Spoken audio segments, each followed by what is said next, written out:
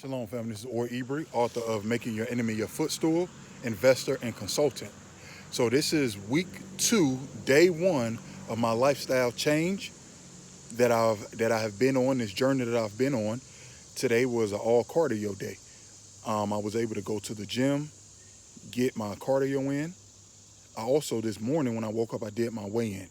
My weigh-in goal was to be under 300 pounds this week, or to lose enough weight last week to be under 300 pounds this week. I'm at 299. When I weighed myself in last Sunday, I was at 303, and my goal has been to lose a healthy 2 to 5 pounds every single week. That is what I know I can consistently do. I don't have to do anything crazy or extreme to do that. 2 to 5 pounds every week until I hit my goal. So I was able to do that. Next week I'm gonna aim to get underneath 295. So that be in that healthy range. But even if I only get down to 297, that's still my 2 to 5 pound range. But ideally I want to be at below two. I want to be at 295 or below. Doing my treadmill workout today, doing my cardio, I tweaked my back a little bit. So, I did have a minor setback. However, instead of giving up, quitting in the middle of my workout, I transferred myself over to the bicycle so that way I can finish out my cardio. It wasn't ideally what I wanted to do, but I still got the job done. And that's the most important part. And this is what we have to remember. First off, I don't want y'all to think I'm some type of motivational speaker. We got enough motivational speakers in this world. I'm literally an individual who just wants to give you information that you can practically apply to your life to make a sustainable change in your life. You don't need, the information. Information doesn't need emotion. Like, I'm not finna get in here and rah you all. And I am a very passionate person. I can talk very passionately. I do get passionate about the things that I care about and love, but I'm not here to motivate. I'm here to inform. And information doesn't need emotion. You just need the information. And then you need to be disciplined and apply it. But the most important thing is you have to allow yourself to become who it is that you want to become. So that means that with all of that comes with you becoming that, you have to embrace it. It's just like, and y'all know I love to use the weightlifting analogy. When you go to the gym and you start lifting weights, you know that weight is going to be heavy. You know you're going to struggle on it, but it's going to make you stronger. When you're going to get underneath that bar, you're not like, oh man, dang, I don't want to do this. No, because you know what that's going to do to you psychologically. You know that's going to take you out of the mind frame of accomplishing, defeating that weight. It's the same thing in life. When you go through things in life that may be heavy or things that are going to push you, challenge you, and maybe temporarily tear you down, but in the long run, make you stronger, you have to be excited about that thing. You have to go into that thing like, oh yes, I want to do this. I'm ready to do this, and attack it and make it happen and get it done and overcome it. Because the longer you run from it, the longer it's going to take you to get strong from it. So you have to embrace it, overcome it, be excited to go through it, and then defeat that obstacle or whatever it is that's in your way of you making yourself better for the next level. So today's day 1 of week 2. Did my cardio.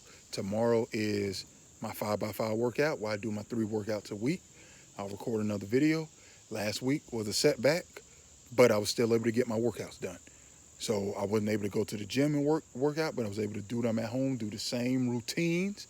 May not have been able to use the weights, but here's real quick.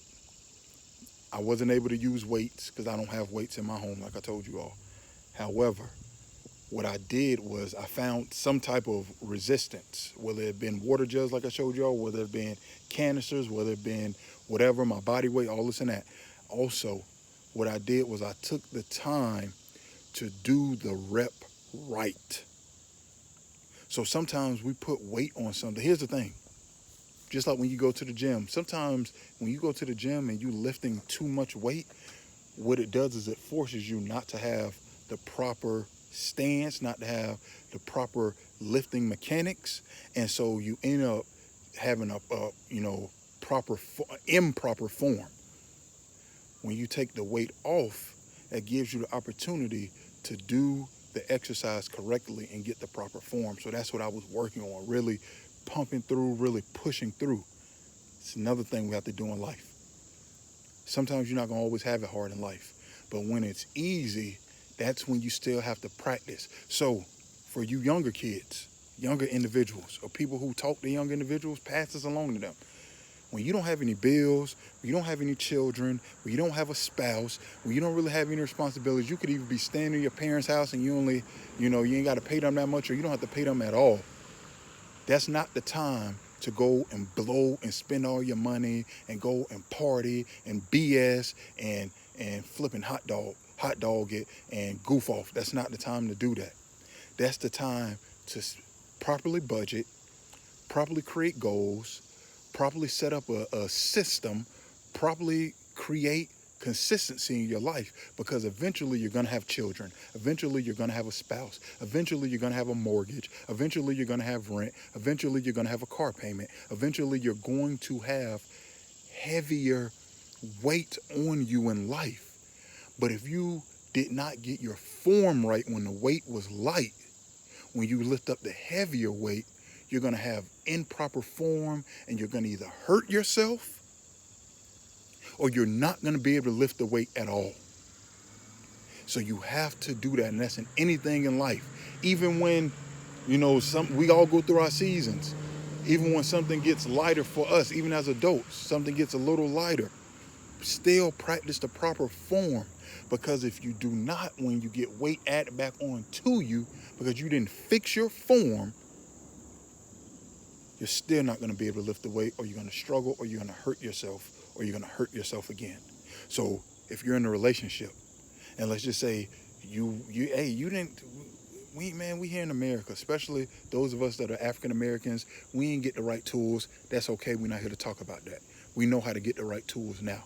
Some of us have been in terrible relationships. We get out of the relationship. That's a relationship weight that's been taken off of us. Now we have the opportunity to practice without the weight. Go get the proper tools, go get the proper information, work on your relationships that you're in as far as like friendships, stuff like that.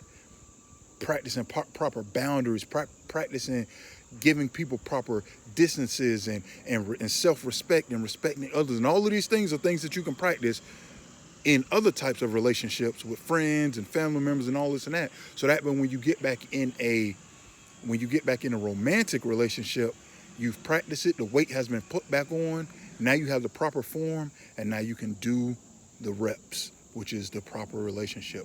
But if you don't practice those proper behaviors, just like lifting weights, when you get the weight put back on you, you're going to have another bad relationship. Just like if you don't practice proper form, when you put the weight back on the bar, you're going to hurt yourself again.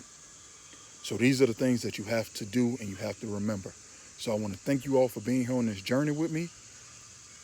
I want you to heal, most importantly, heal, go build. You have a wonderful day. Peace and shalom.